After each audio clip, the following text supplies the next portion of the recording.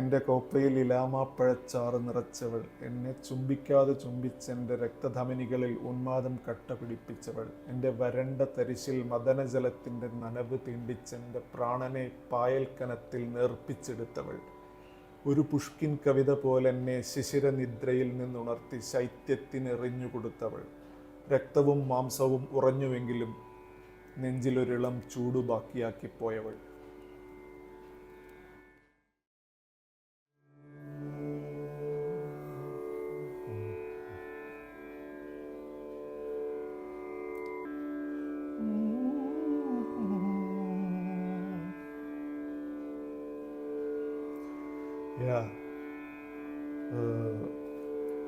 M S Baburaj അല്ലെങ്കിൽ ബാബുക്ക എന്ന് നമ്മൾ മലയാളികൾ വിളിക്കുന്ന എം എസ് ബാബുരാജിൻ്റെ ബാബുരാജ് പാടുന്നു എന്നുള്ള മെഹഫിൽ റെക്കോർഡിങ് അദ്ദേഹം വീട്ടിൽ വെച്ച് ചുമ്മാ കാഷ്വലായിട്ട് ഹാർമോണിയം വെച്ച് ഫ്രണ്ട്സിൻ്റെ കൂടെ പാടിയ റെക്കോർഡിങ് ശരി. അത് എൻ്റെ അപ്പ, എൻ്റെ ഫാദർ എനിക്ക് ഗിഫ്റ്റ് ചെയ്യുന്നത് ഒരു മെയ് ദിനത്തിലാണ്. അതെനിക്ക് ഓർമ്മയുണ്ട്. അതിൽ ബാബുക്ക കുറേ അദ്ദേഹത്തിൻ്റെ ജംസ് പാടുന്നുണ്ട്. കണ്ണീരും സ്വപ്നങ്ങളും, പ്രാണസഖി, ഇന്നലെ മയങ്ങുമ്പോൾ, അനുരാഗ നാടകത്തിൽ. അതിന് ഏതെങ്കിലും ഒരെണ്ണത്തിൻ്റെ ഒരു വരി പറ.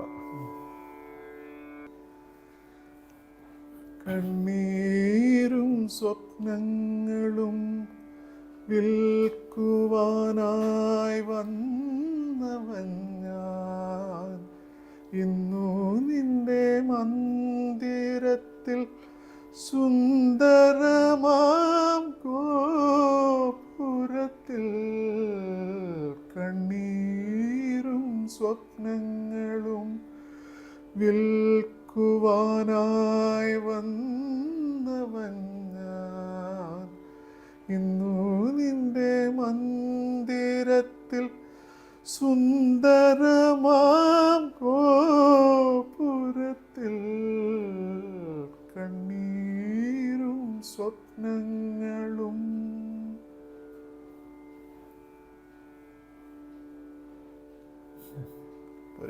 ഓ അയ്യോ, അസാധ്യം.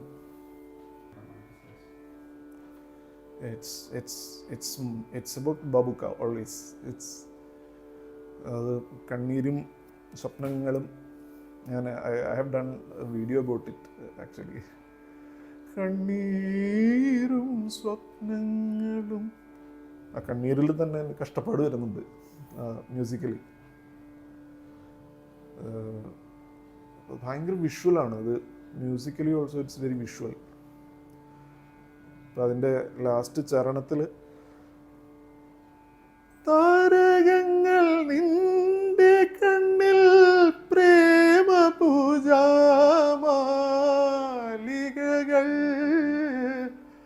താഴെ നിൽക്കും എൻ്റെ കണ്ണിൽ, താഴെ നിൽക്കും എൻ്റെ കണ്ണിൽ പാരിൻ ബാഷ്പഭാരമല്ലോ.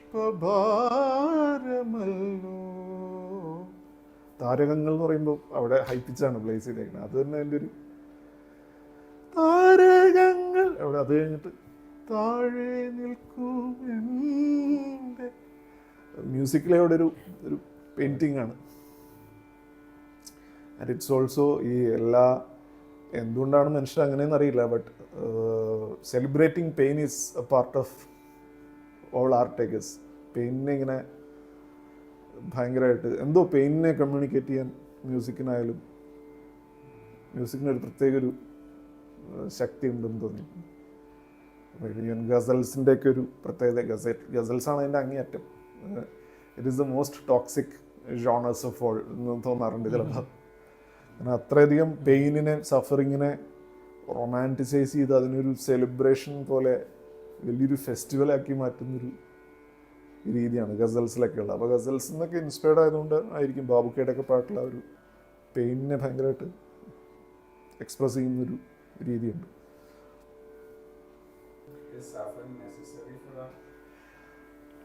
I don't think it's necessary. I don't know if it is necessary. Suffering, it depends on what you mean by suffering. If you are trying to create something new, then you might inevitably suffer.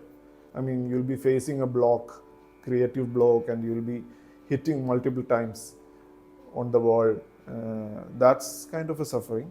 I don't know if you will be able to create art when you are like living in hunger and poverty. Only great minds can do that. To ignore your all the real troubles, real those kind of things of life, and proceed to create art, that only these great people can do. I don't think I can do it. You are not able to do it. Hmm? You are not able to do it. Yeah. Have you tried? To live in poverty, hunger, and create art? No. Not really interested. Create while you are suffering. No. While suffering, I'll be suffering. Okay. I mean, I'll be indulging more into these ghazals and all that enhances your suffering. I don't know if that is masochism, but many people are like that, I guess. People like Van Gogh or whoever created, spectacular, unbelievable art while suffering the worst miseries. They are like extraordinary people. We are just people. I think it would be right to say that they did those amazing things despite the suffering, not because of the suffering.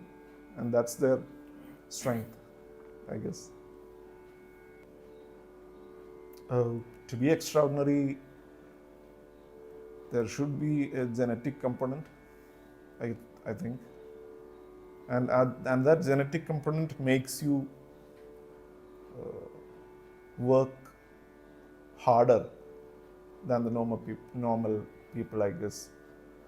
If you are like genetically inclined to a certain kind of thing, to like painting, so you'll be okay with spending time painting, trying to paint something. You won't really feel the passing of hours, even when you are like suffering to create something new, because you are genetically inclined to it. So hard work, I think this strength to work hard on something comes mostly from, at least a part of it comes from your genetic predisposition. Otherwise, ഇപ്പോൾ ഒരു Usain bolt പുള്ളി sprint fastest മാൻ ആവാൻ വേണ്ടി പുള്ളി he gave his everything, right? He gave dedicated his whole life. But അതേ കാര്യം അദ്ദേഹത്തിന് ഒരു കൊണ്ട് കലാമണ്ഡലത്തിൽ ചേർത്തിട്ട് കഥകളി പഠിപ്പിക്കാൻ വിട്ട് കഴിഞ്ഞാൽ അദ്ദേഹം ഇത് ചെയ്യണമെന്നില്ല. അവിടെ ഇതേ ഹാർഡ് വർക്ക് ചെയ്യാനുള്ള മെൻറ്റാലിറ്റി പുള്ളിക്കുണ്ട്, but I don't think he will do it for Kathakali or something else. there is talent. It doesn't mean that you excel in something just with talent alone. പണിയെടുക്കാതെ നടക്കില്ലല്ലോ.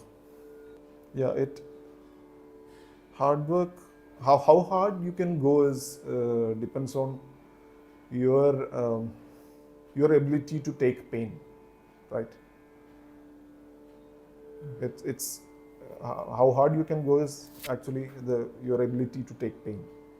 So if it is something that gives you pleasure, if it is something that you enjoy doing, then you can take more pain, or you will be more pain resistant in that thing that you enjoy doing. But how much you can endure pain differs from people to people, even if the interest or passion or talent is there. How do you know that you have this talent? How will you know if someone is not telling you? That is, I don't know, that there maybe environment is also important, I guess. If you are born into a family of artists, then you may be naturally inclined to that art. I think it's very interesting. നിങ്ങൾ naturally നിങ്ങൾക്കൊരു talent ഉണ്ട് ഒരു കാര്യത്തിൽ, എന്ന് വിചാരിച്ചതിൽ interest ഉണ്ടാവണമെന്നില്ല. ഇനിയിപ്പോൾ അതിൽ interest ഉണ്ടെങ്കിൽ തന്നെ നമ്മുടെ എൻവയോൺമെൻറ്റ് അതിന് അനുവദിക്കാതിരിക്കാം. That can happen. എൻവയോൺമെൻറ്റ് ഉണ്ടാവാം, ടാലൻറ്റും ഉണ്ടാവാം, അപ്പോഴും ഇൻട്രസ്റ്റ് ഇല്ലാതെ വരാൻ. ചിലപ്പോൾ ഈ ഭയങ്കര ഇൻട്രസ്റ്റ് ഉണ്ടാവും, പക്ഷേ ആ ഒരു ജനറ്റിക് എലമെൻറ്റ് ചിലപ്പോൾ അത്ര ഉണ്ടാവണമെന്നില്ല. ആ ഇൻട്രസ്റ്റ് കാരണം ചിലപ്പോൾ ഒരുപാട് വർക്ക് ചെയ്യാനുള്ളൊരു മെൻറ്റാലിറ്റി ഉണ്ടായിരുന്നു വരാൻ. Practice. Yeah. Practice for me is not really a very interesting thing. Okay. It is, because after a point, if something new doesn't arise, it's always boring. When it gets boring, it becomes mechanical, it becomes mindless. Practice is fruitful only when it is mindful.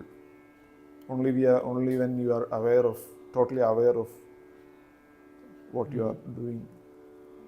If singing is, if we take singing for example, you should be aware of every note you are singing. You should be always checking that you are on pitch. It's tiring. You cannot do it for a long time, and it's not always interesting to do the same thing over and over again and again for hours. I'm a normal person in that sense, I guess. I'm highly boredom intolerant. So,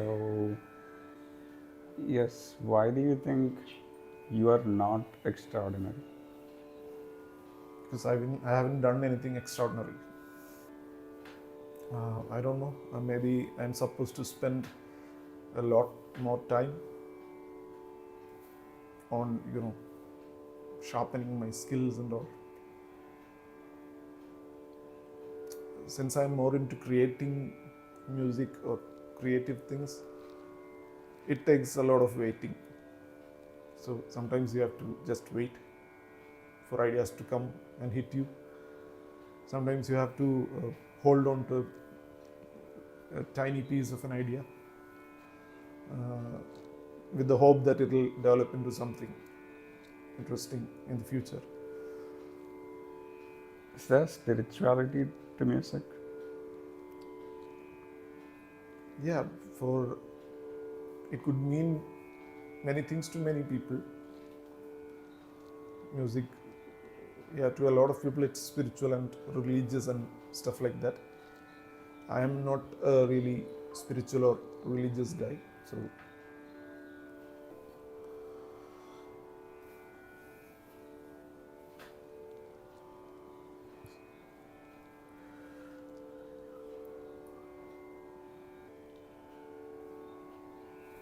എൻ്റെ പാട്ട് വേണമെങ്കിൽ പാടാം. എൻ്റെ ആദ്യത്തെ പാട്ട് അത് release ചെയ്തിട്ട് കുറേ ആയി. യൂട്യൂബിലുണ്ട് അത്.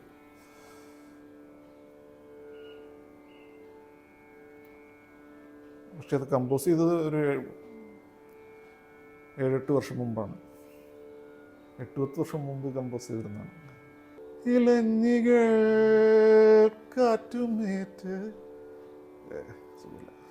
ഒരു കാര്യം ഇതാണ്, തൃപ്തി വരില്ല എത്ര പാടിയാൽ. ഇലഞ്ഞികൾ കാറ്റുമേറ്റ് മുടിച്ചുരുൾ മാടി നിന്നു. ഇലഞ്ഞികൾ കാറ്റുമേറ്റ് മുടിച്ചുരുൾ മാടി നിന്നു. മുയൽ കുരുന്നെത്തി നോക്കി നിന്നോ, നിലാവാതിൽ ചില്ലിലൂടെയെങ്ങോ ത്രിസന്ധ്യകൾ തുളുമ്പി വീണോ, നാട്ടുപാതയിൽ മഴക്കുലുസഴിഞ്ഞു. ജസ്റ്റ് അനുപല്ലവിയും എൻ്റെ ചരണവും പല്ലവിയും പാടിയത്രേ ഉള്ളൂ.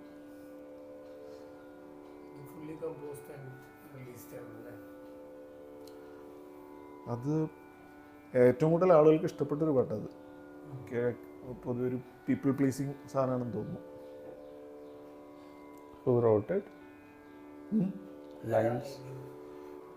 All my songs are written by my dearest friend Deekshit, outstanding brilliant genius പോയറ്റാണ്.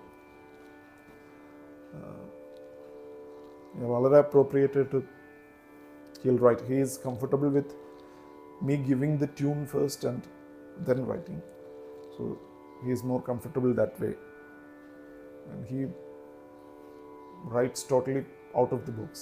I haven't met anybody with that level of imagination and കവിത്വം എന്നൊക്കെ പറയില്ലേ,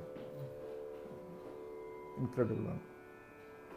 എൻ്റെ പാട്ടുകൾ ഒരു വലിയ ഒരു മഹത്വമുണ്ടെന്നൊക്കെ ആർക്കെങ്കിലും തോന്നുകയാണെങ്കിൽ വലിയൊരു പങ്ക് അയാൾക്കുണ്ട്. കാരണം അത് വളരെ ഇൻസ്പയറിംഗ് ആണ്.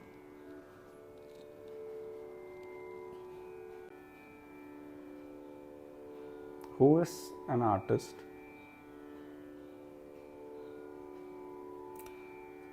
Again, it's a difficult question. I don't know any definitions. Are you an artist?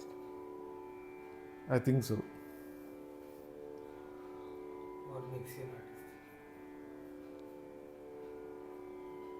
Probably because I do things that I think are art. What is being an artist like today? What is an artist's life? Why is it always associated with struggle? Yeah, like any job, it has its own struggles. Yeah. I don't know if artist has any special kind of struggles. Yeah, but there is always this sense of insecurity because it's a freelance job. So that's there. That makes it a bit horrifying.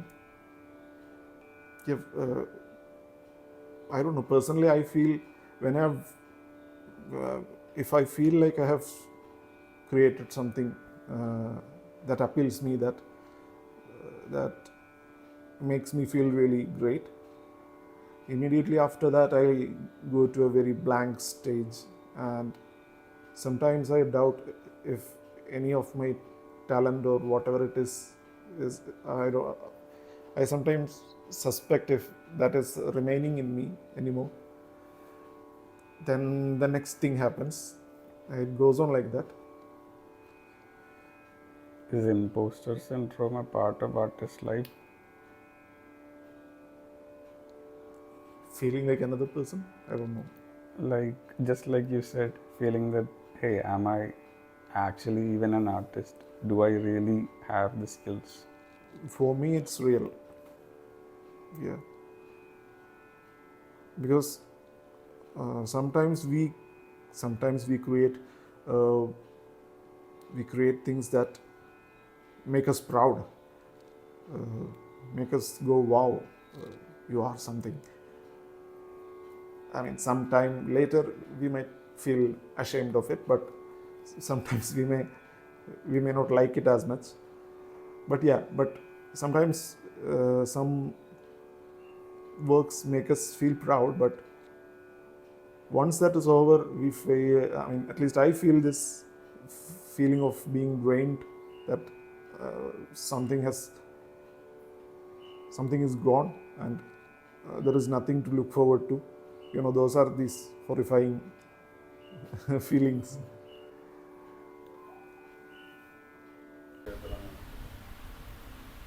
Paper constant now.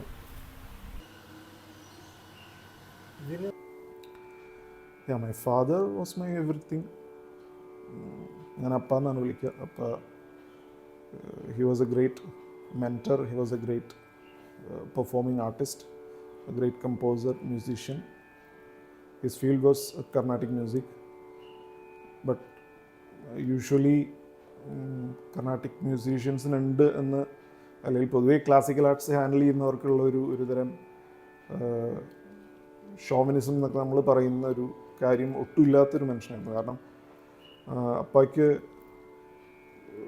ഒരു ത്യാഗരാജ കൃതി ആസ്വദിക്കുന്ന പോലെ, അല്ലെങ്കിൽ ഒരു ദീക്ഷിതരുടെ composition ആസ്വദിക്കുന്ന പോലെ തന്നെ A R റഹ്മാൻ്റെ ഒരു പാട്ടും ആസ്വദിക്കും. അതുപോലെ തന്നെ ഇളയരാജയുടെ പാട്ട് ആസ്വദിക്കും. അതുപോലെ തന്നെ മെഹദി ഹസന് ഇഷ്ടമാണ്.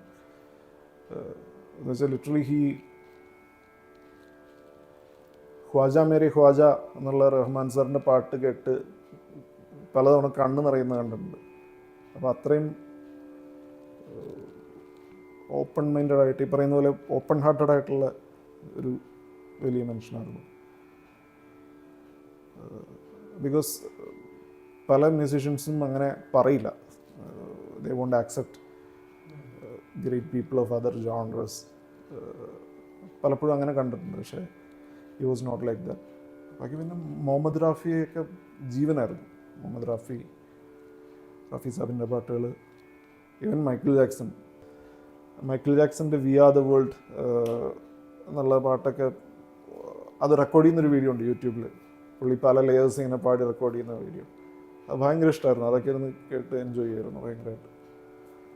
അപ്പോൾ ഈ വൈഡ് റേഞ്ച് ഓഫ് ഇങ്ങനൊരു ജോണറസ് എൻജോയ് ചെയ്യുന്ന അപൂർവം ക്ലാസിക്കൽ മ്യൂസീഷ്യൻസിൽ ഒരാളായിരുന്നു. ഒരു ദിവസം അപ്പം തന്നെ രാവേ ഹിമഗിരി കുമാരി എന്ന് പറഞ്ഞിട്ടൊരു ഒരു കോമ്പസിഷൻ ഉണ്ട് തോടി രാഗത്തിൽ. It's called a swarajathi. It's a magnum opus in Carnatic music. അപ്പോൾ ഒരു ദിവസം അതന്നെ പഠിപ്പിക്കുമായിരുന്നു. അപ്പോൾ അതിൽ ലാസ്റ്റ് സ്വരത്തിൽ ഒരു പാർട്ടുണ്ട്.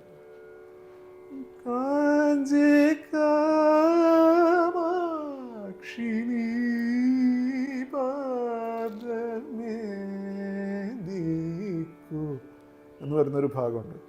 അപ്പോൾ അതിൽ ആ ന്യൂവാൻസ് പറഞ്ഞു തന്നത് എനിക്കിപ്പോഴും ഓർമ്മയുണ്ട്. അത് കാഞ്ചി കാമാക്ഷിണി പാദമേ ദിക്കുറ. ആ ഡ്രോപ്പ് ചെയ്യുന്നത് സാരേഗനി,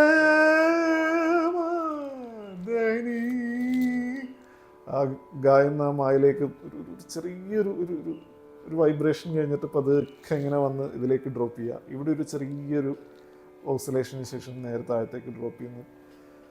ഈ ന്യൂവാൻസസിലാണ് മ്യൂസിക് ഉള്ളത്. ഈ ന്യൂവാൻസ് ഇല്ലാതെ നിങ്ങൾ, എനിക്ക് തോന്നുന്നില്ല എന്ത് ചെയ്താലും അത് മീനിങ് ഫുൾ ആവുന്നു. ഇങ്ങനെയുള്ള മൊമെൻറ്റ്സ് ഒരുപാട് അദ്ദേഹം എന്നെ പഠിപ്പിക്കുമ്പോൾ ഉണ്ടായിട്ടുണ്ട്. ഇതെനിക്കൊരു മറക്കാൻ ഇതൊരു ഭയങ്കര കോമ്പസിഷനാണ് ഇത്, ഈ തോടിയിലുള്ള ഈ സ്വരജതി. ഇറ്റ്സ്, നമ്മൾ പറയില്ലേ, ഇതൊരു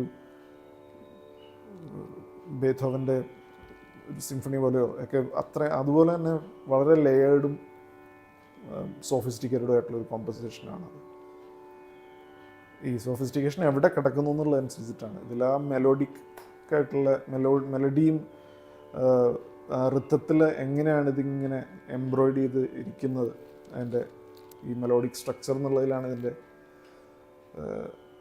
കോംപ്ലക്സിറ്റി, ഇതിൻ്റെ ഒരു ജീനിയസ് ഇരിക്കുന്നത്. When you are talking about western classical compositions, ഒരു സിംഫണി എടുക്കുകയാണെങ്കിൽ അതിൻ്റെ സിംഫോണിക് ആയിട്ടുള്ള, അതിൻ്റെ ഹാർമോണിക് ആയിട്ടുള്ള ലെയറിങ്ങിലായിരിക്കും അതിൻ്റെ ബ്രില്യൻസ് ഇരിക്കുന്നത് പലപ്പോഴും. സോ ഞാൻ നേരത്തെ പറഞ്ഞ പോലെ ഓരോ ജോണേഴ്സ് എന്താണോ ഓഫർ ചെയ്യുന്നത് അത് ടേസ്റ്റ് ചെയ്യുക എന്നുള്ളതിൻ്റെ ഭാഗമായിട്ടാണ് നമ്മളിതെല്ലാം എക്സ്പ്ലോർ ചെയ്യേണ്ടത്.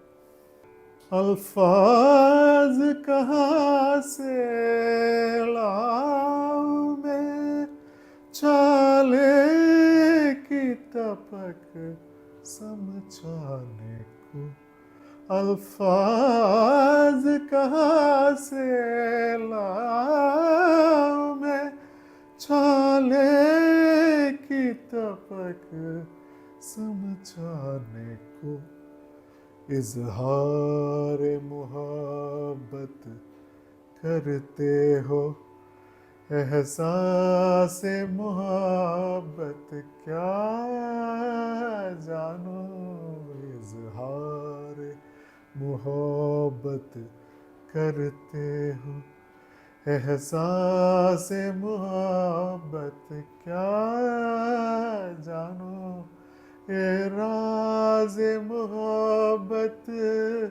है प्यारे, राज मोहब्बत है प्यारे राज मोहब्बत है प्यारे राज मोहब्बत है प्यारे तुम राज मोहब्बत क्या जानो जो चाहते हो सो कहते हो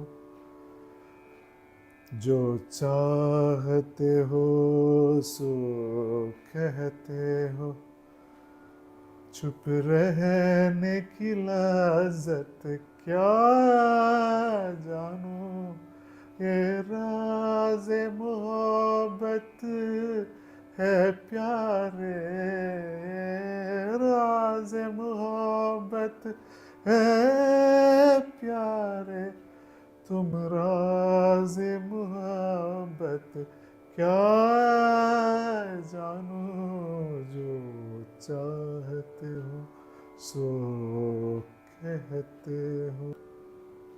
രമേഷ് പിഷാരടിയുടെ ഒരു കോട്ടാണ് ഓർമ്മ വരുന്നത്. അതായത് every art is a content but every content is not an art.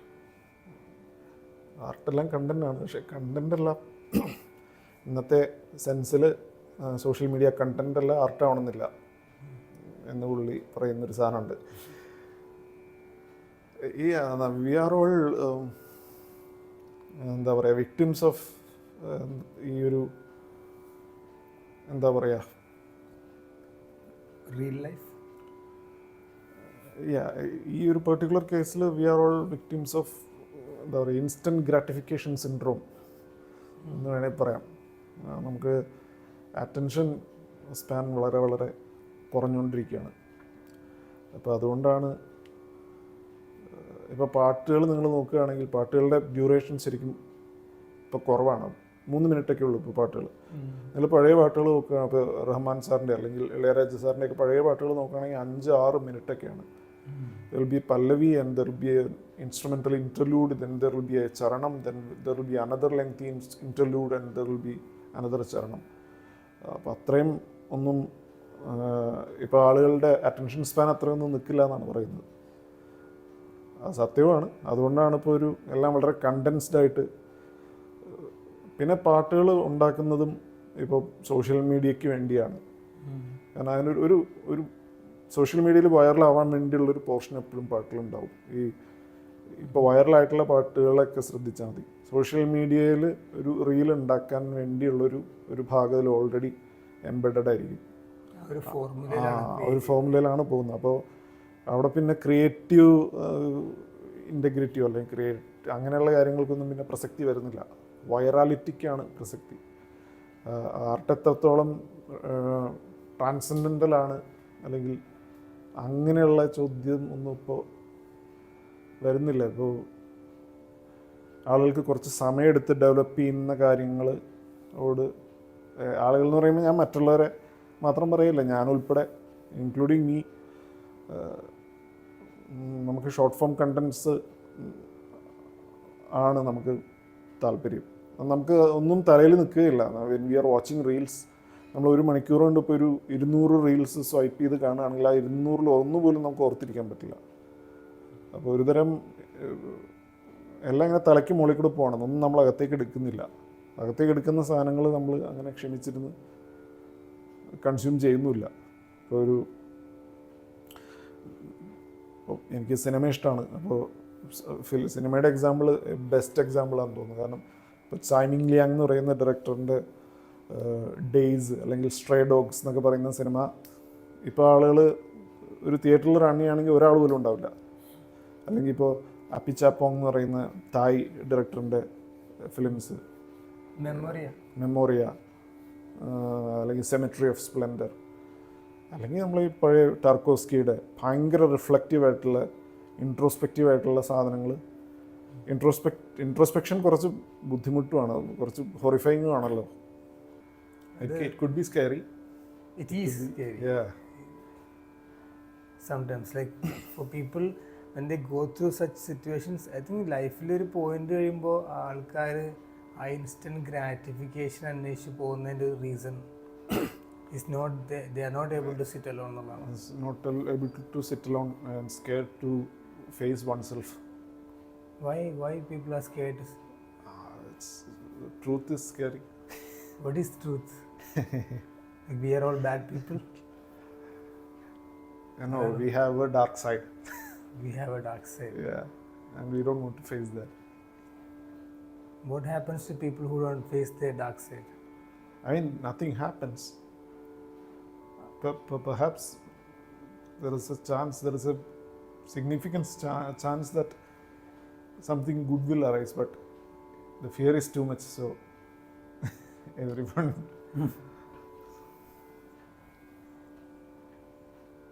Music lets you go through your thoughts, right? I don't know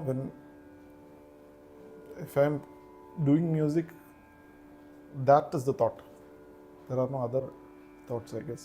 That's when you're creating. Yeah. എൻ്റെ ഫേവറേറ്റ് സ്റ്റാൻഡപ്പ് കൊമേഡിയനാണ് ലൂയി CK. ഇപ്പോൾ പുള്ളിയുടെ ഒരു സെറ്റിൽ പുള്ളി പറയുന്നുണ്ട്, നമ്മളിങ്ങനെ we cannot stand alone time, നമുക്കത് handle ചെയ്യാൻ അറിയില്ല. So we always take R little gadget and will start scratching on it. Even ബാത്റൂമിൽ പോകുമ്പോഴും അല്ലെങ്കിൽ ഡ്രൈവ് ചെയ്യുമ്പോൾ, ഇപ്പോൾ കാർ ഡ്രൈവ് ചെയ്യുകയാണെങ്കിൽ പോലും will do that at the risk of taking someone else's life. We don't care if we kill someone else, but we don't want to be alone with ourselves. So we take our mobiles and do this while we are driving. So yeah. I think stand-up comedians are modern day philosophers. There's Louis CK, there is Dave Chappelle, there are many people I love. Yeah. And films also. See, I love Ingmar Bergman because of that. Ingmar Bergman iduvaleyanu. He makes the most human beings you can ever find. അപ്പോൾ മനുഷ്യനെ ഉണ്ടാക്കുന്ന ആളാണ് ദൈവം എന്നുണ്ടെങ്കിൽ I would say Ingmar Bergman is the God. So ഇത്രയും ഹ്യൂമനായ well rounded ആയിട്ടുള്ള characters ഉണ്ടാക്കുന്ന വേറൊരു ഫിലിം മേക്കേഴ്സ് അപൂർവമാണ്. അതൊരു ഇൻട്രോസ്പെക്ഷൻ്റെ എലമെൻ്റ് ഉണ്ട്, നമുക്ക് നമ്മളെ തന്നെ കാണിച്ചു തരുന്നൊരു സാധനമുണ്ട്. എല്ലാ ആർട്ടിൻ്റെയും ഒരു പ്രധാനപ്പെട്ട ഭാഗത്താണല്ലോ ആർട്ട് ട്രൈസ് ടു, എന്താ ആർട്ട് നമുക്ക് തന്നെ ചിലപ്പോൾ കുറച്ചൊന്ന് മനസ്സിലാക്കി തരും. ഇപ്പോൾ ബർഗ്മാൻ്റെ ഒക്കെ ചില സിനിമകൾ, ഓട്ടം സൊനാറ്റ ആയാലും ഇങ്ങനത്തെ പല സിനിമകൾ കാണുമ്പോൾ നമുക്ക് ഭയങ്കര റിയലാണ്, വെരി ഇൻട്രോസ്പെക്റ്റീവ്. പല കാര്യങ്ങളും ഇപ്പോൾ നമുക്ക് ചില കൈൻഡ് ഓഫ് മ്യൂസിക് ഇഷ്ടപ്പെടുന്നില്ല, ചില music does something to you that you cannot quite figure out what it is. So all these are telling more about ourselves to us. I think that is one major function of art, I guess. But in this case, ഇപ്പോഴത്തെ ലോകത്ത് that's not the thing. ഇല്ല, ഇപ്പം നമ്മളങ്ങനെ ഒരു, അതാണ് ഞാൻ നേരത്തെ പറഞ്ഞ പേരുകളുണ്ടല്ലോ. ഇപ്പോൾ മ്യൂസിക്കിലുണ്ട്, ഇപ്പോൾ റിയൂച്ചി സക്കമോട്ടോ എന്ന് പറഞ്ഞിട്ടൊരു വലിയൊരു ജാപ്പനീസ് കമ്പോസറുണ്ട്. അദ്ദേഹത്തിൻ്റെ ചില കോമ്പോസിഷൻസ് വളരെ എക്സ്പെരിമെൻ്റൽ ആയിട്ടുള്ള മ്യൂസിക്കിൻ്റെയും സൗണ്ടിൻ്റെയും ഒക്കെ ഇടയ്ക്ക് നിൽക്കുന്ന ചില വർക്കുകളുണ്ട്. പക്ഷെ വളരെ കോണ്ടംപ്ലേറ്റീവാണ് അതൊക്കെ. It takes time, it demands more from the listener. അത് എല്ലാത്തിലും സിനിമയിലും മ്യൂസിക്കിലൊക്കെ ഉണ്ട്. അപ്പോൾ അങ്ങനത്തെ ഇതിനെല്ലാം ഓഡിയൻസ് കുറയും. ജോൺ ലൂക്ക് ഗൊദാർഡ് പറഞ്ഞ പോലെ good film gets less audience but demands more from the audience, gets more from the audience എന്ന് പറയുന്നൊരു ഇത് പറയുന്നു. ഓഡിയൻസ് കുറവായിരിക്കും, പക്ഷെ ആ ഉള്ളവരിൽ നിന്ന് ഒരുപാട് ഊറ്റിയെടുക്കും നല്ല ആർട്ട് എന്ന് പറയുന്നത് ശരിയാണ്. പക്ഷെ അത് ഈ ഒരു നമ്മുടെ ഒരു ഇൻസ്റ്റൻറ്റ് ഗ്രാറ്റിഫിക്കേഷൻ റൂൾ ചെയ്യുന്ന ഈ അവസ്ഥയിൽ നമ്മൾ അങ്ങനെയുള്ള ആർട്ടിന്, അങ്ങനെയുള്ള വർക്ക്സ് ഓഫ് ആർട്ടിന് നമ്മളെ സബ്മിറ്റ് ചെയ്യാറില്ല പൊതുവെ. പക്ഷെ അങ്ങനെയുള്ള വർക്ക്സ് ഓഫ് ആർട്ടാണ് പൊതുവെ ഒരു മീനിങ് ഫുൾ ആയിട്ട് എനിക്ക് തോന്നാറ്. ഇപ്പോഴും All We Imagine Us Light is one movie recently celebrated. അപ്പോൾ അതും സംഭവിക്കുന്നുണ്ട് ഒരു സൈഡിൽ ഉണ്ട്. പക്ഷെ അതും ഈ പറഞ്ഞ പോലെ റൈറ്റ് ഓഡിയൻസിൽ എത്തുമ്പോഴാണ് അത് സെലിബ്രേറ്റ് ചെയ്യപ്പെടുക. ആർട്ടിനെ വേറൊരു രീതിയിൽ കാണുന്നവർക്കത് കുറച്ചും കൂടി എന്തുകൊണ്ടാണ് അങ്ങനെയെന്ന് അത് ഓരോരുത്തർക്കും ഓരോ സിനിമയാണ്. എക്സാക്ട്ലി. നല്ല സിനിമകളുടെ അല്ലെങ്കിൽ അതിൻ്റെ ഒരു ലക്ഷണം അതാണല്ലോ, നമുക്ക് നമ്മുടെ സിനിമയാണ്. ഓരോ ആൾക്കും അവരവരുടെ ഡിഫറെൻറ്റ് സിനിമയായിരിക്കും അവർ വീട്ടിലേക്ക് കൊണ്ടുപോകാൻ കണ്ടു കഴിഞ്ഞാൽ. അങ്ങനത്തെ മൂവീസ് അല്ലേ? അതെ, അങ്ങനത്തെ. അപ്പോൾ അതെന്താണെന്ന് ചോദിച്ചാൽ explain to another person. Explain ചെയ്യാൻ പറ്റില്ല. എക്സ്പ്ലെയിൻ ചെയ്യാൻ പറ്റുവാണെങ്കിൽ അവിടെ ആർട്ട് ആവശ്യമില്ലല്ലോ. If you can put it in straight words, നിങ്ങൾക്ക് അതിനെപ്പറ്റി ഒരു ലേഖനം എഴുതാൻ പറ്റുകയാണെങ്കിൽ പിന്നെ അവിടെ ആർട്ടിൻ്റെ ആവശ്യമില്ല. പണ്ട് എം മുകുന്ദൻ എന്തോ പറഞ്ഞ പോലെ ഇങ്ങനെ ശരിക്കും എന്താണ് ഇതിൻ്റെ താങ്കളുടെ ഇങ്ങനെ ഇതിൻ്റെ അർത്ഥം എന്തോ ചോദിച്ചപ്പോഴത്തേക്കും അങ്ങനെയെല്ലാം പറയുകയാണെങ്കിൽ ഞാൻ ലേഖനം എഴുതിയാൽ പോരാ, ഞാൻ എന്തിനാ മയ്യഴിപ്പുഴ എഴുതുന്നതെന്നോ അങ്ങനെ എന്തോ പുള്ളി ചോദിച്ചു. അതാവശ്യമില്ല. ഇപ്പോൾ കവിതയുടെ കാര്യത്തിലായാലും ഈ കവിതകൾ നിങ്ങൾക്ക് നേരെ ചൊവ്വ എക്സ്പ്രസ് ചെയ്യാൻ പറ്റാത്ത കാര്യങ്ങളാണ് നിങ്ങൾ കവിതകളിലൂടെ അല്ലെങ്കിൽ നോവലിലൂടെ മ്യൂസിക്കിലൂടെ ഇങ്ങനെയുള്ള സിനിമകളിലൂടെ എക്സ്പ്രസ് ചെയ്യുന്നത്. പണ്ട് സ്കൂളിൽ പഠിക്കുമ്പോൾ കവി എന്താണ് ഉദ്ദേശിച്ചതെന്ന് ഇതിൻ്റെ ഒരു ഭാഗം തന്നെ ഉണ്ടായിരുന്നു. എന്തിനായിരുന്നു അത് ആക്ച്വലി? ശരിക്കും നിങ്ങളെന്താ മനസ്സിലാക്കിയെന്ന് എഴുതണ്ടേ അല്ലേ? കവി ഉദ്ദേശിച്ചത് കവിക്ക് മാത്രമേ വിഷയമുള്ളൂ. ഇത് ബാലേന്ദ്രൻ ചുള്ളിക്കാട് സാറിനോട് ആരോ ഇങ്ങനെ ഏതോ കവിതയുടെ അർത്ഥമൊക്കെ ചോദിച്ചാൽ പുള്ളി പറഞ്ഞു എനിക്ക് പറയാൻ സൗകര്യമില്ലെന്ന് പറഞ്ഞു. കാരണം ഞാൻ ഈ കവിത എഴുതുകയും വേണം, അതിനെപ്പറ്റി പറയുകയും വേണം, അതൊന്നും ആവശ്യമില്ല.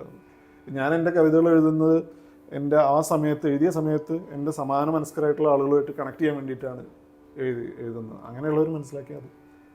അപ്പോൾ അത് വല്ലാത്തൊരു ഒരു മണ്ടത്തരം എന്ന് പറയാൻ പറ്റില്ല. അതൊരു എന്തായിരുന്നു നമ്മൾ സ്കൂളിൽ ഒരുപാട് സമയം മെനക്കെട്ടിട്ടാണ് ആ കവി എന്താണ് ഉദ്ദേശിച്ചതെന്നുള്ളത്. അത് നമ്മുടെ കവി ഉദ്ദേശിച്ചത് നമുക്ക് മനസ്സിലാവില്ലല്ലോ. കവി വേറൊരു വ്യക്തിയല്ലേ, കവി വേറെ വ്യക്തിയാണ്. ശരിക്കും നിങ്ങളാണ് നമ്മുടെ സിസ്റ്റത്തിൻ്റെ ഒരു പ്രശ്നം ആണെന്ന് പറയേണ്ടി വരും. കാരണം അതിൽ ഓരോ സ്റ്റുഡൻറ്റും എന്താണ് കവിത വായിച്ചിട്ട് എന്താണ് മനസ്സിലാക്കിയത്, ഓരോ സ്റ്റുഡൻറ്റിനും വാട്ട് ഡസ് ഇറ്റ് മീൻ എന്നുള്ളതാണ് അവിടെ. അപ്പോഴല്ലേ സ്റ്റുഡൻറ്റിന് അവിടെ എന്തെങ്കിലും കിട്ടുള്ളൂ. അങ്ങനത്തെ സ്കൂളിംഗ് സിസ്റ്റത്തിൽ നിന്നാണ് നമ്മൾ കലയെ പഠിച്ചു വന്നത്.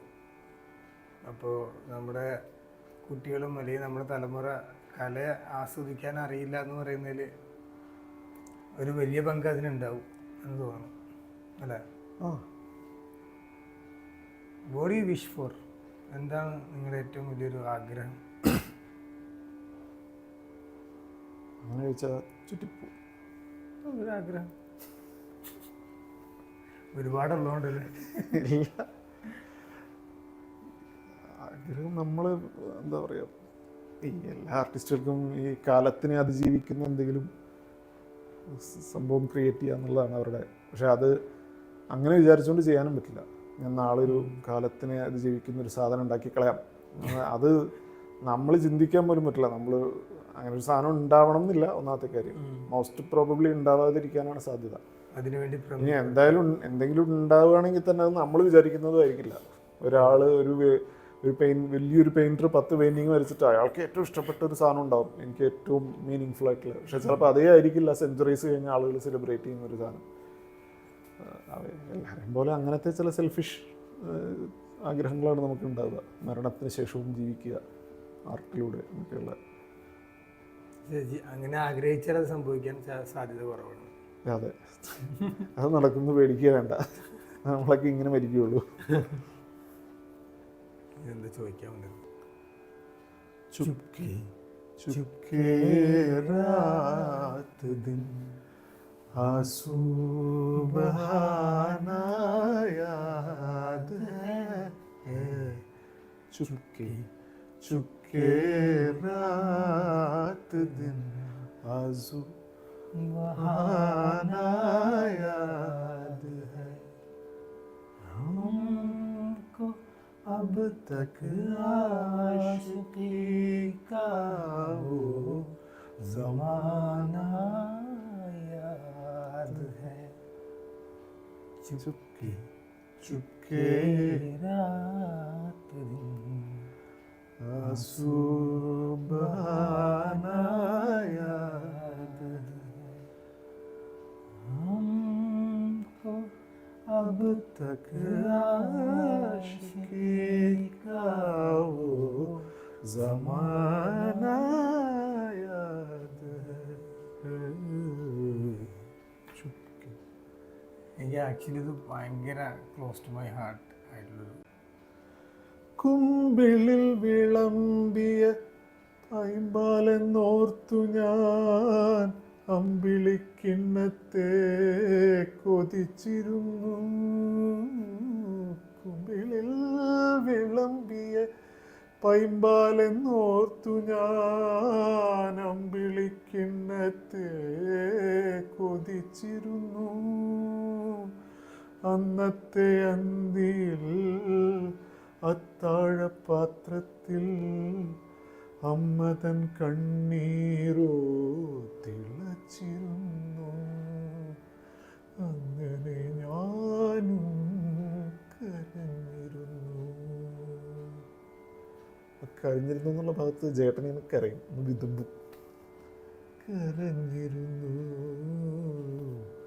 കണ്ണു നട്ടു കാത്തിരുന്നിട്ടും എൻ്റെ കരളിൻ്റെ കരിമ്പ് തോട്ടം കട്ടെടുത്തതാരാണ്? ഓ, കട്ടെടുത്തതാരാണ്?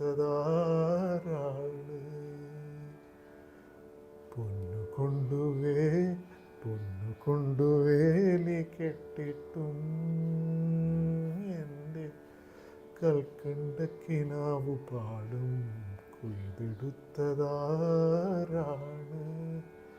ഓ, കൊയ്തെടുത്തതാരാണ്?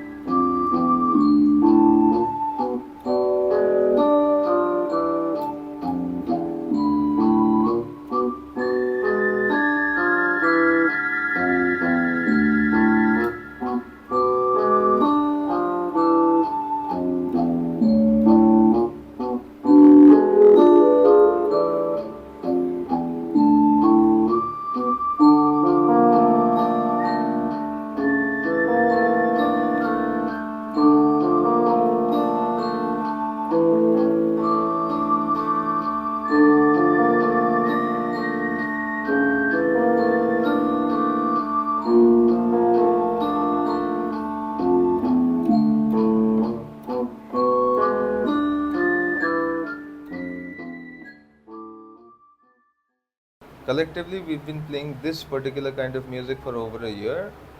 This music, other people might call it experimental, but it's not really experimental at all. Nowadays, I was actually thinking about it yesterday or maybe the day before. Now, if I try to experiment and find something, I'll end up with the C major scale. Okay. It won't sound strange. If I experiment now, it will not sound strange. It will sound contemporary. If I play the way I do on a daily basis, it will sound experimental. But it is not. Experiment is something you don't do every day. Then it's not an experiment. Experiment is something you do once in a while to find something new. If you do it every day, it is your natural tendency to do things like that.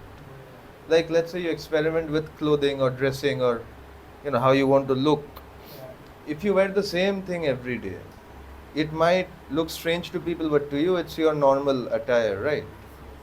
So it's like that. So I will not call this music experimental.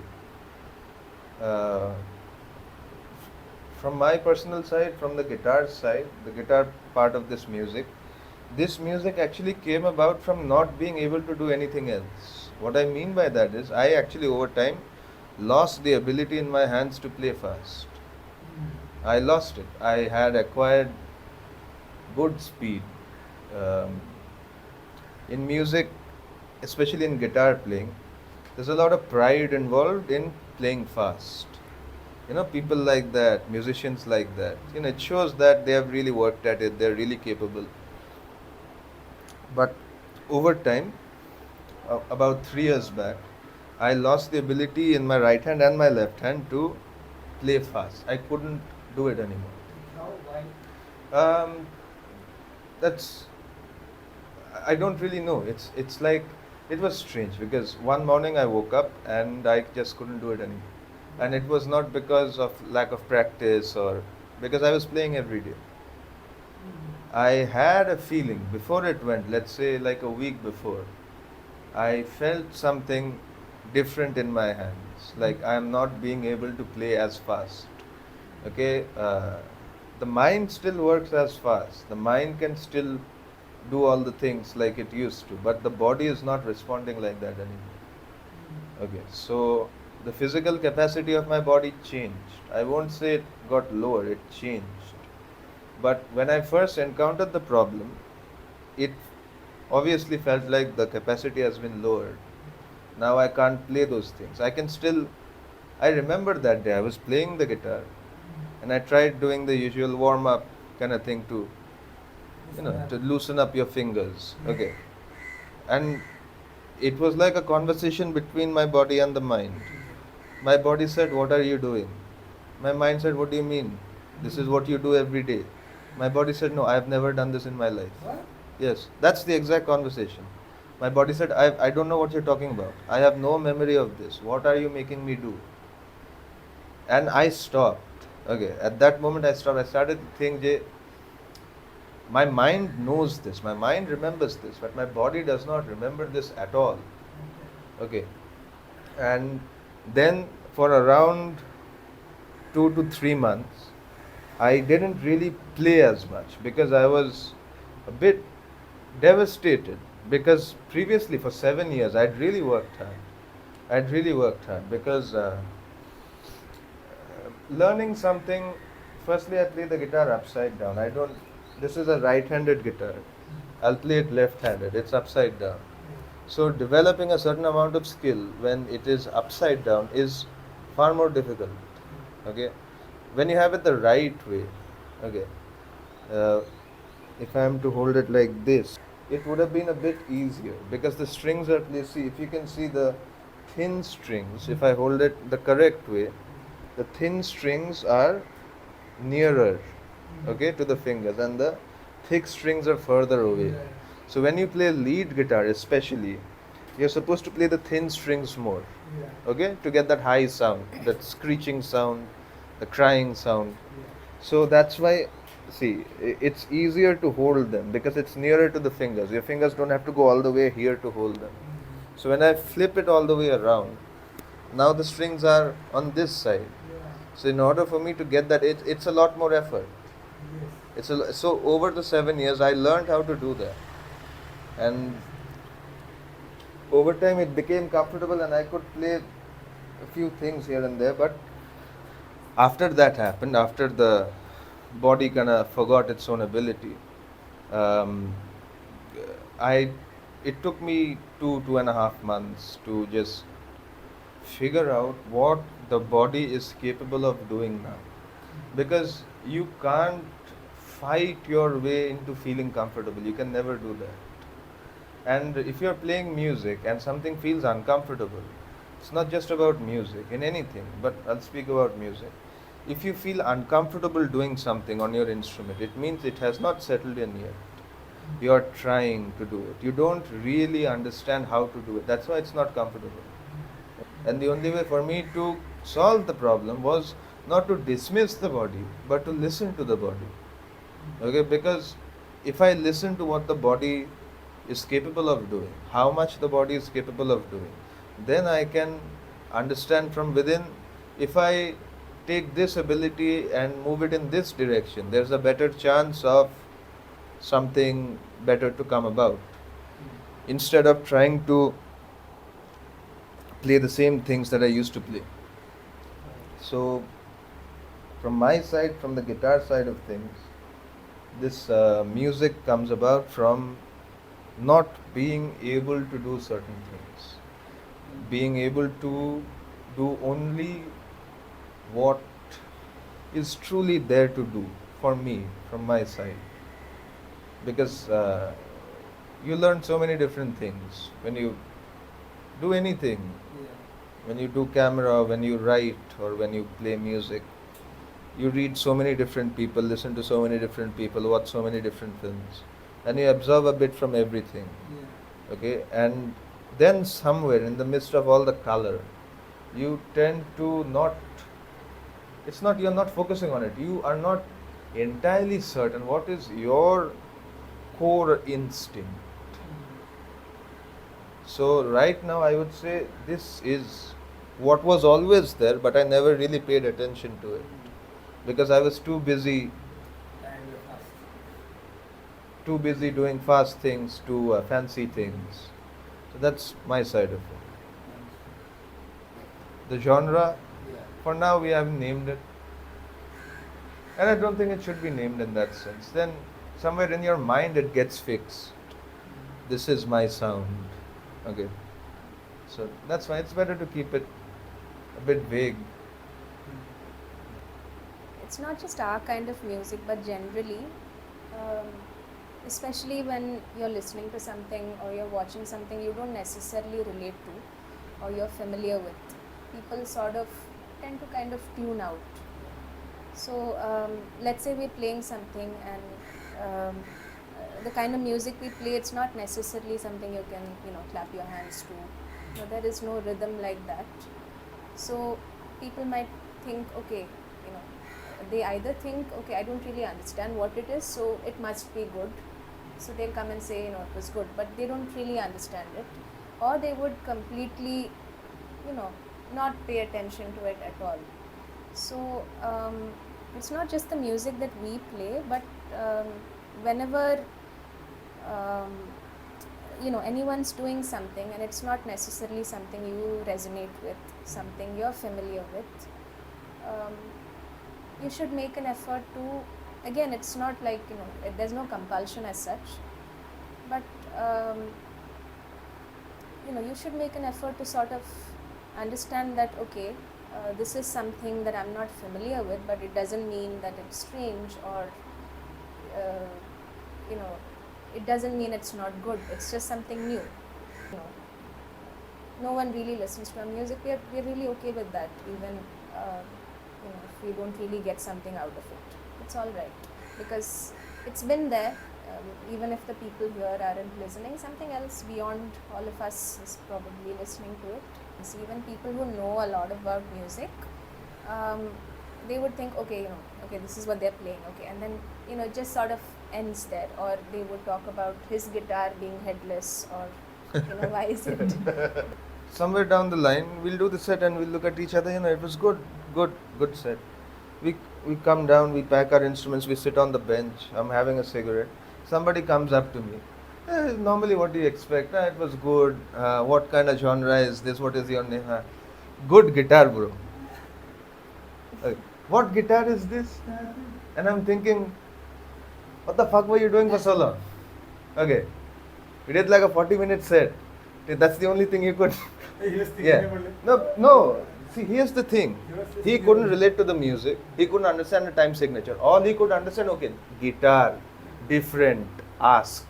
Okay. Do you get it? This is how people relate. When they can't find anything to relate, they relate to something which only they understand. Okay. So, somebody asked us, we went to Thrissur to play a gig.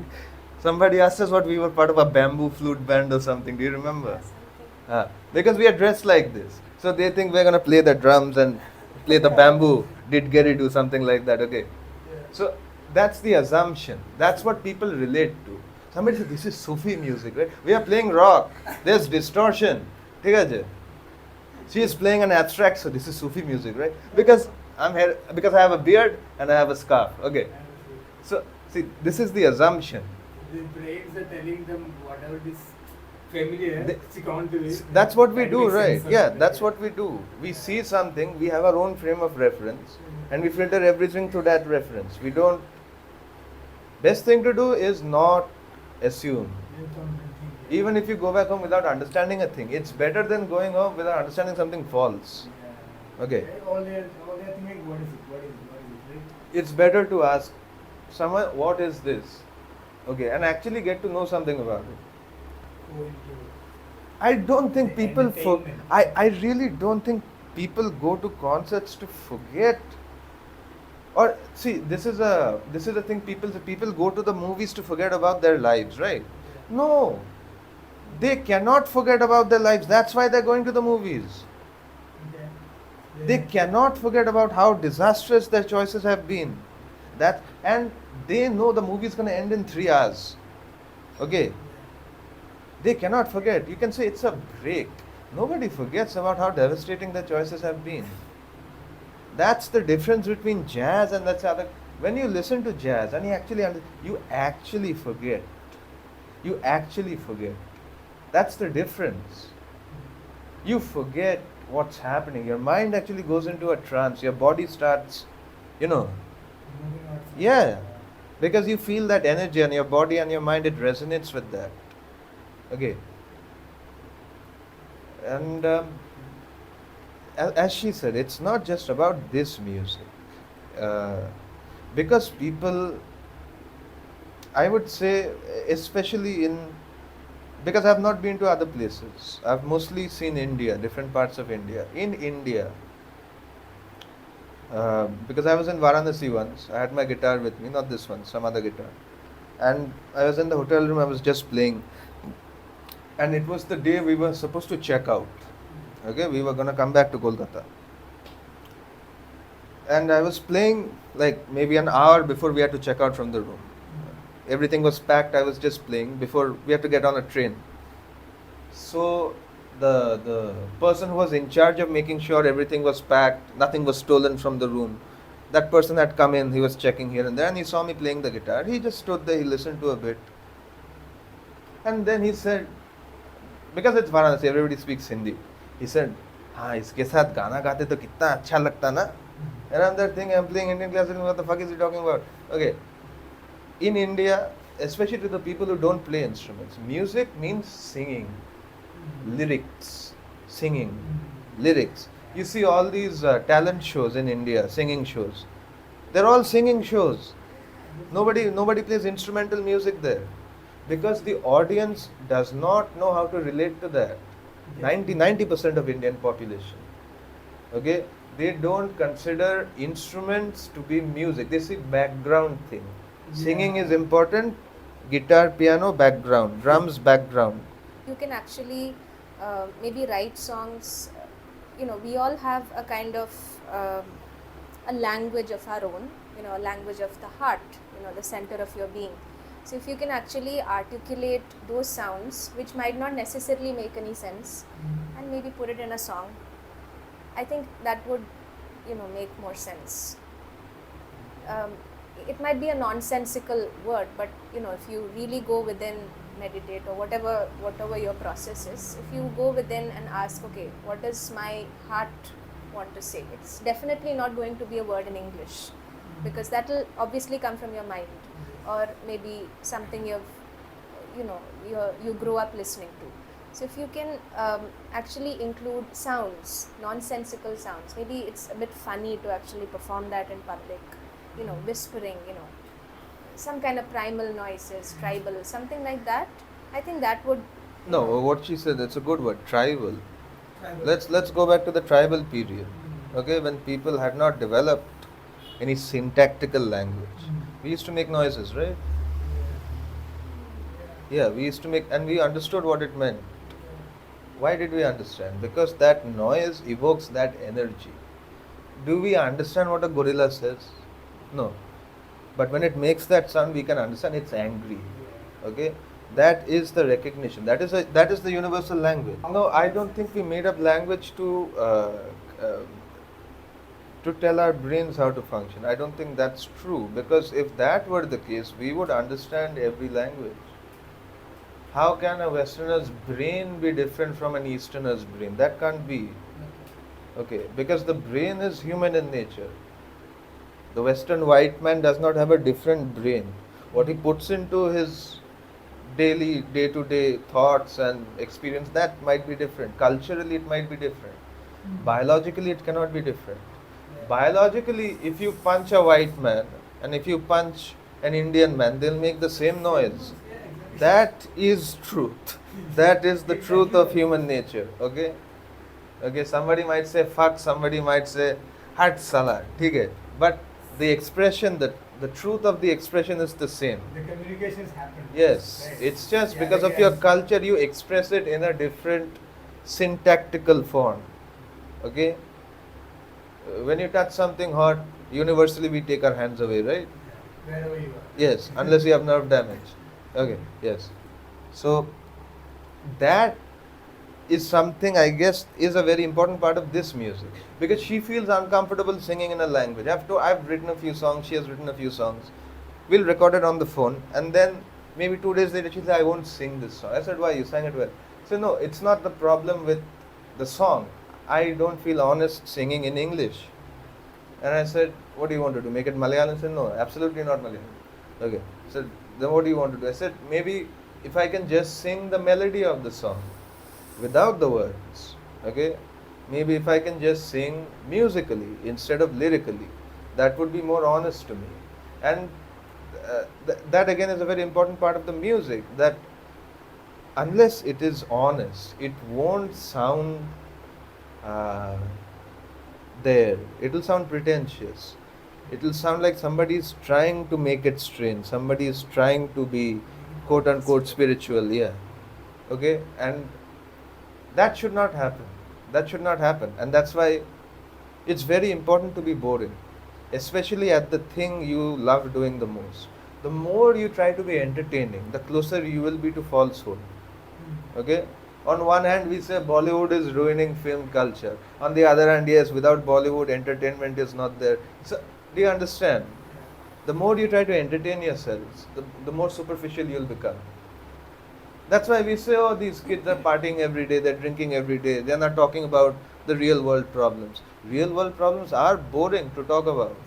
You have to sit in a room and lose all your hair and wear a suit and do that till you die. It is a boring job, but it brings about actual change. But who wants to do that? Who wants to do the boring shit? People want fun. People want to have fun. Okay? And then we realize that maybe having fun is not the most important thing. But the most important things are very meditation. How interesting is meditation to somebody who's not really in that state? You see a man sitting there for 2-3 hours.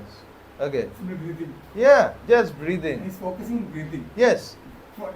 Does it make sense? Exactly. But the person who's actually doing it, okay, who has done this for a few years and now through the power of breath can actually attain to certain states of experience. For them it is not boring at all.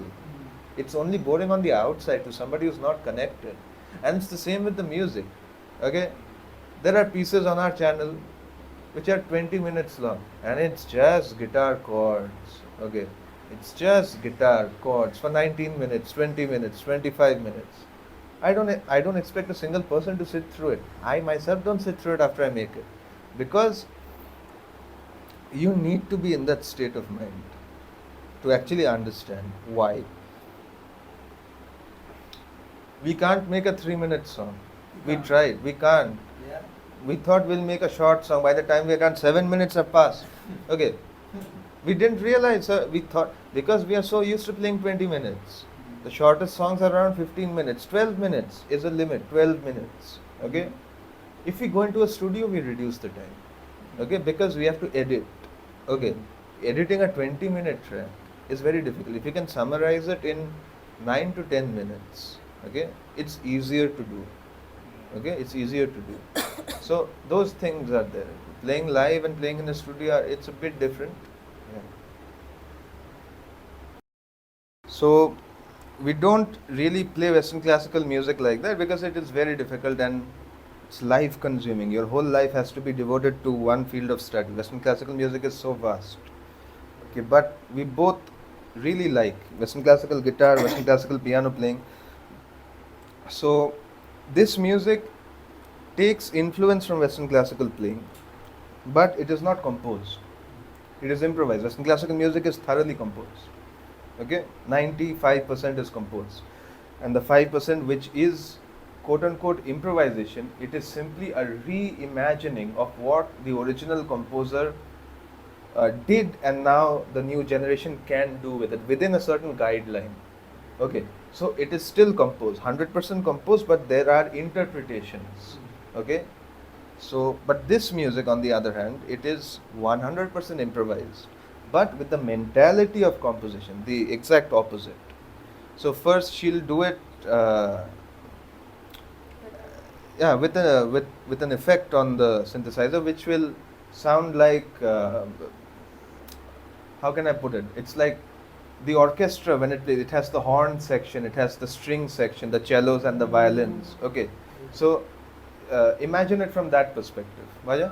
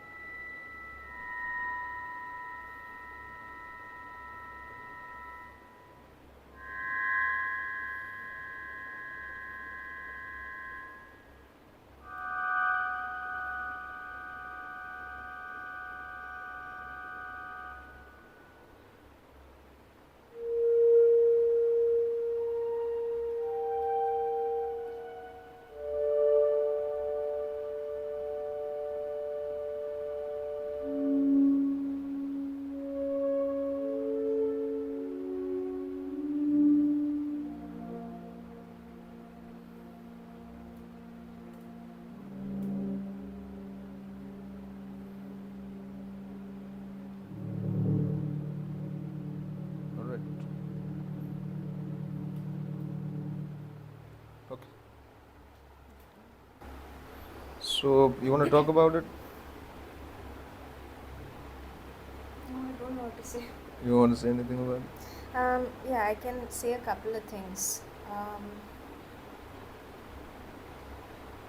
It's a bit slow paced, and it's just arpeggios, one note at a time. Sorry.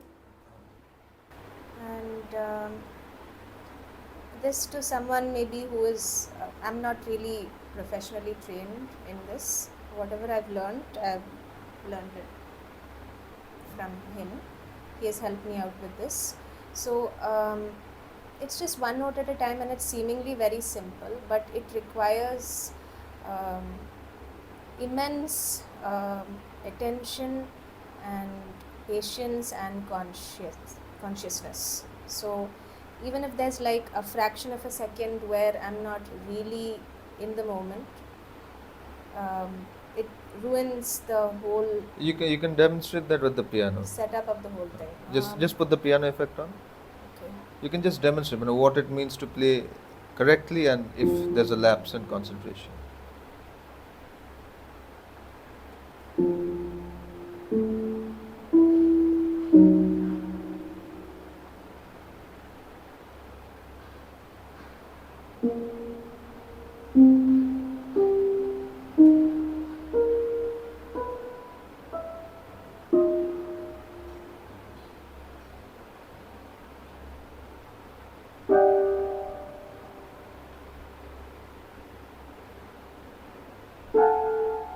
Now, if you can demonstrate this, like let's say you're not concentrating as much. So let's say, I'm not really paying attention, I'm a bit stressed out or thinking about other things, then, the timing goes a bit off, like.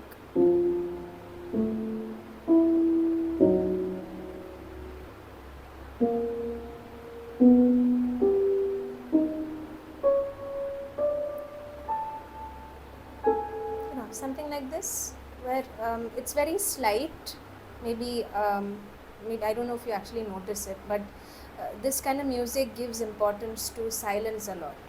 So at most silence is very important, and by that I'm not talking about, let's say, a quiet room or anything, but for me to be actually allow each and every note to ring out, give it its rightful space, and only then move on to the next one, even though I think, oh, people are listening, they are getting bored, they are waiting, but I can't really let those things sort of impact what I'm doing here, and I have to really, really pay attention.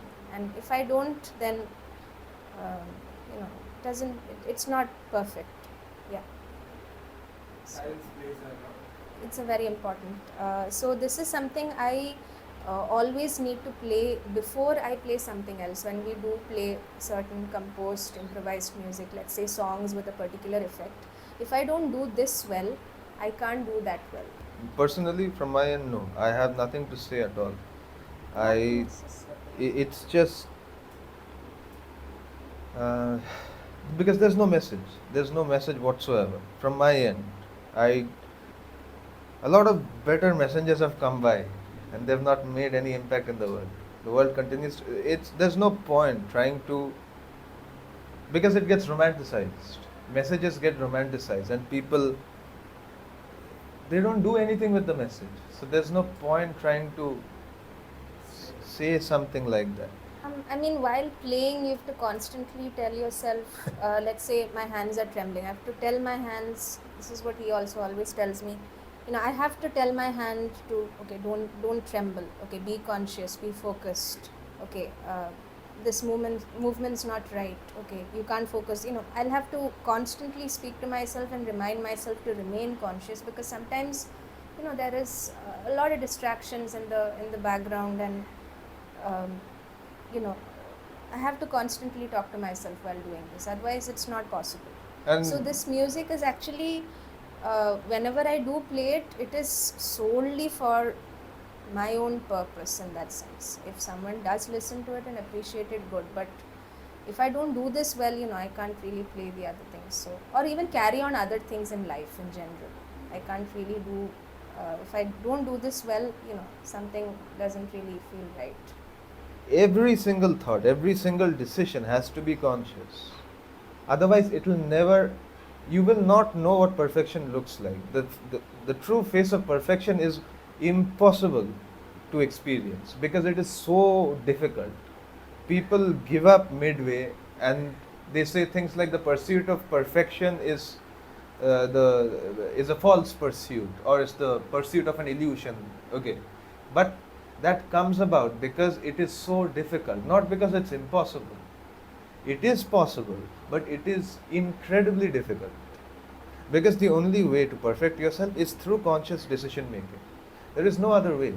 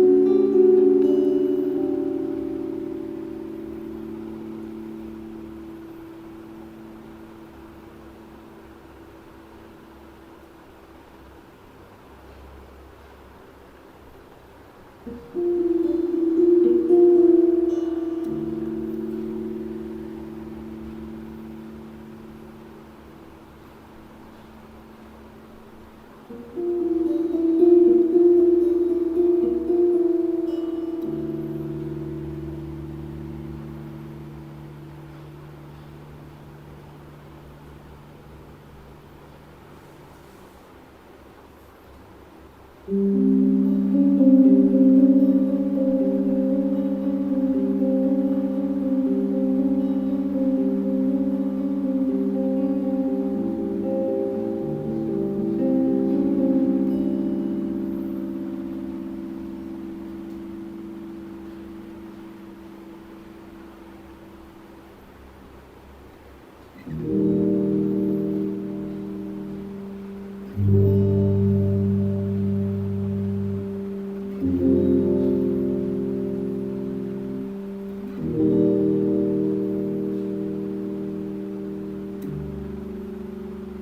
basically, it's a short example.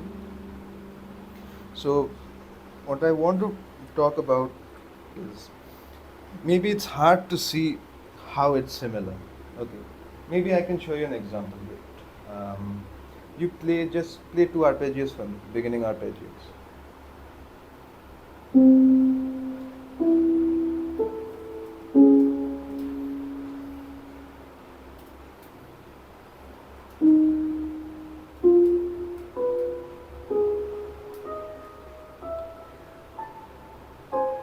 Alright. Now, let's say I increase the delay and the reverb on the guitar. Okay. So let's say I try to play like her, although I don't. Let's say I try to play something like.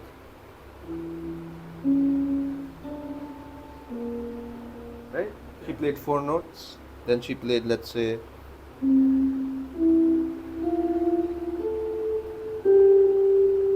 Okay?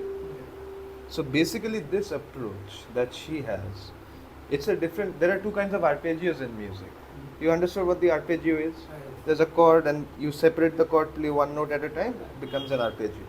So there's something called jazz arpeggio, which is what basically she is doing, which is like, let's say, for example, let's say this is jazz arpeggio has to deal with shapes. Any kind of harmony or arpeggio has to deal with shapes. But let's say this is the shape, okay? Just for example, is this visible on the? Okay, so let's say this is the shape. I'm playing the 5th on the A string, the 7th on the D, the 6th on the G string, and the 7th on the A string on this guitar because it's tuned to DAT-GAT. On standard tuning, it will be B. So it's 5, 7, 6, 7. Okay, this is the shape. And if I play it like a chord, it will be like this. Okay, but if I play it like an arpeggio, it will be like same sound. I just distributed the notes. So, and if you change the time signature, okay, so that creates that kind of beauty, the different forms of beauty.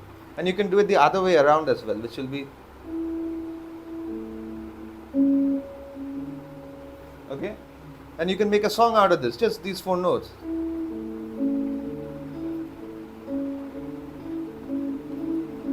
You can make a song out of this, right? It can.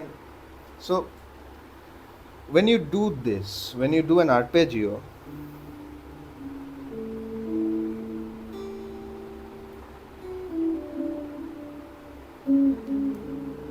so these are the jazz arpeggios. The classical music arpeggio will be same chord.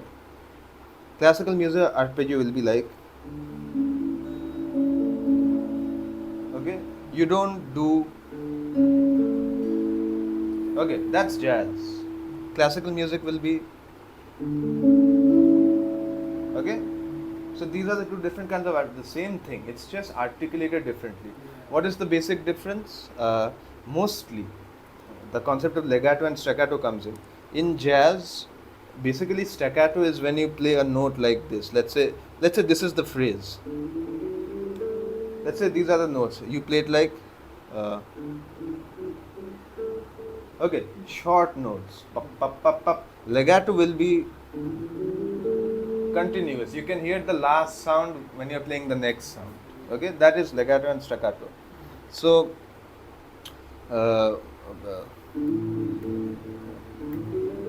that's legato actually. Okay,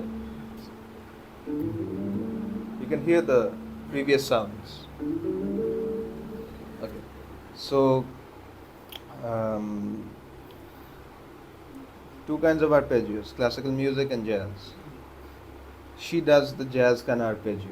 I do the classical music kind of arpeggio because I find it more difficult to do the jazz kind of playing. Because since that problem, okay, I cannot move my hands that fast, that accurately. And this music is only about accuracy. Whether you do it in a feeling way or in a logical way, it has to be accurate. Okay. It should not feel wrong. Do you understand what I'm trying to say when I talk about accurate feeling? It should feel right. Okay. It should not feel wrong. Then it's not done accurate. You won't feel anything. If it's done wrong, you won't feel anything. If it's done right, you'll feel something. You might not want to feel that, but you'll feel it. If it's not done well, you won't feel anything. Okay? You might play all the notes correctly, but you still might not feel it. So that's the basic difference between the two music, the two approaches to the instrument. It's the same music. Like let's say, this is a major chord. It's a happy kind of chord, right? If I change one note, going into that side, yeah. So the music has to be balanced. It should have elements of happy and then bit dark and then maybe thought-provoking sadness. It's not really sad, it's more like a question. Okay? And then you can answer the question with another question, a more imposing question on top of that. Okay, so that's the dynamics of it. And let's say you have strange chords.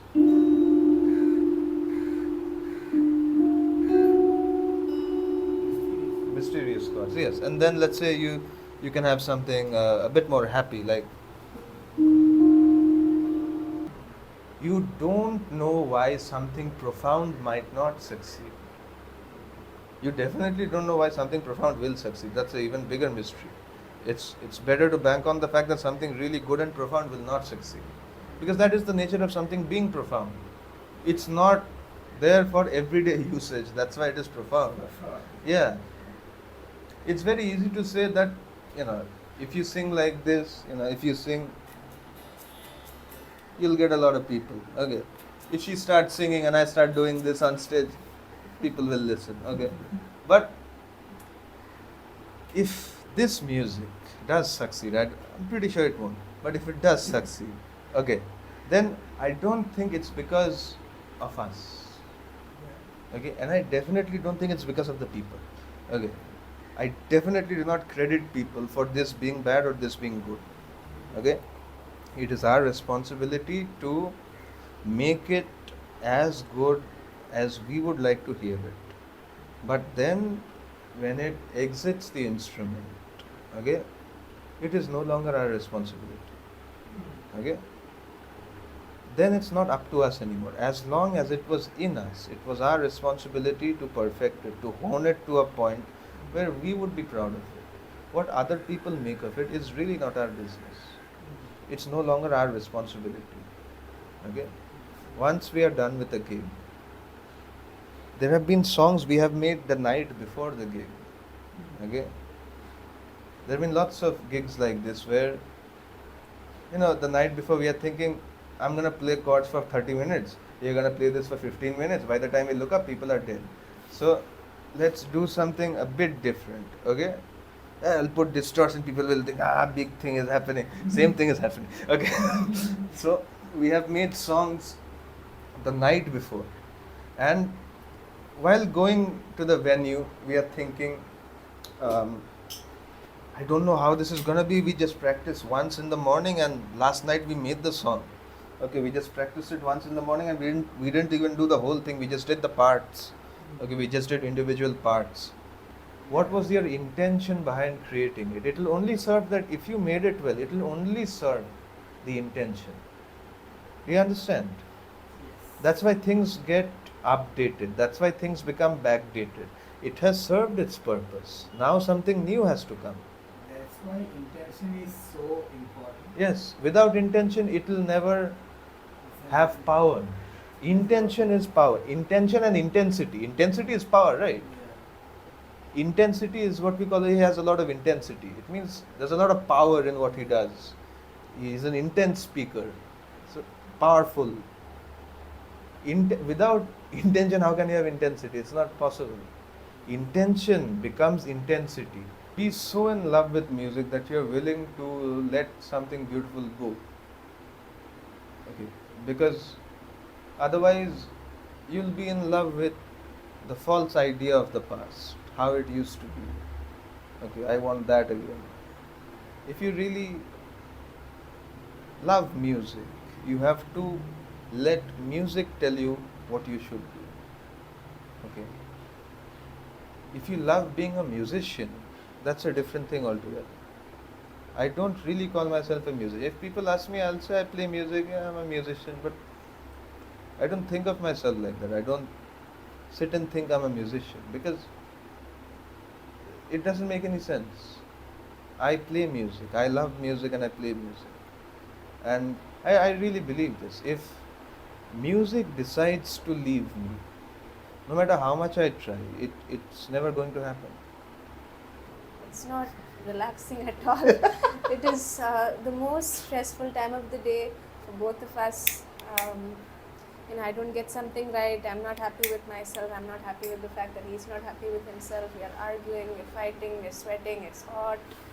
To somebody who it's a hobby, then I guess it's fun, it's relaxing. But because, like he said, it's a responsibility.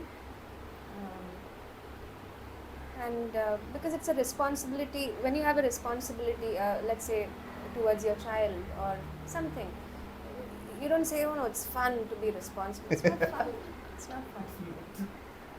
It's painful, it's tough, it's, yeah, so it's like that, that is what it is, at least to me.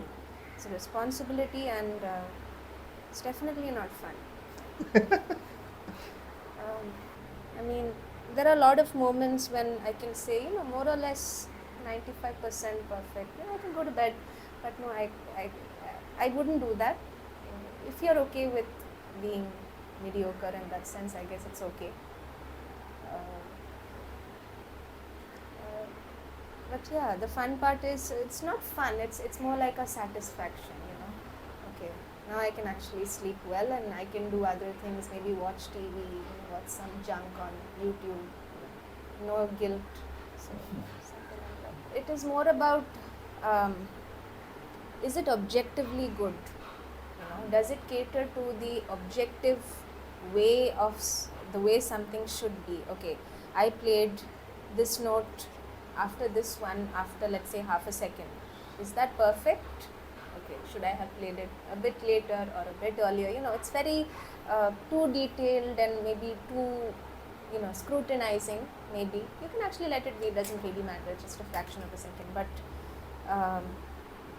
more to do with the way things are. When you're in the flow and you're playing music, if you are conscious, you can attain that perfection. Yeah. It's very difficult, but it's possible. See, when you play music or when you're doing something that caters to being who you are, who you truly are, although people say being your true self, you have to be yourself, you have to find something that makes you who you are. Being your true self actually means being devoid of yourself. Devoid of self. You're not there. So only then can you actually access something beyond yourself. Otherwise, you'll always end up being someone or doing something. How do I explain this? You have to be okay with your utter irrelevance and insignificance in life, which is something very difficult for people to do. Everybody wants to be something. They want to be heard or they want to be seen.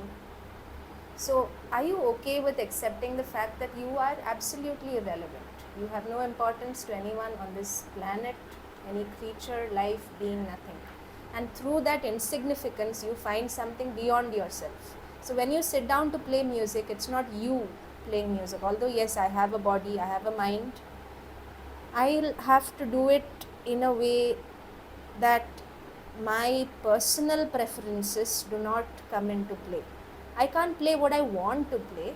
I have to play what needs to be played, and what needs to be played is not, maybe it's boring, or it's not interesting enough, or it's not fast enough. But so to answer your question, when you sit down to play music, it's very important to keep yourself aside, all your perceptions of what you think is good, perfect, everything should be kept aside, because it's just the music. You should let the music guide you, and then you can come back. But this is what I'm born to be. These are my ingredients. Okay, an apple cannot be sour. At least the red one can't be. If it is, it's a bad apple. Okay, a banana cannot be spicy. It might want to be. If it had enough sentience, it might say, I want to be like a chili. ठीक है, but it can't be. It is made of that ingredient. You know one thing God can't do? He can do everything. You know what He can't do? He can't be wrong. That's one gift we have. We can be wrong all the time. We can be wrong all the time. We can't ever be right. So that's the beauty of it. It is true. That is the only incapacity God has. He can never do anything wrong. And by that I don't mean He's some gracious figure, okay, doing all the good in the world. Okay. It's not like that. Human beings only make mistakes. They only make mistakes.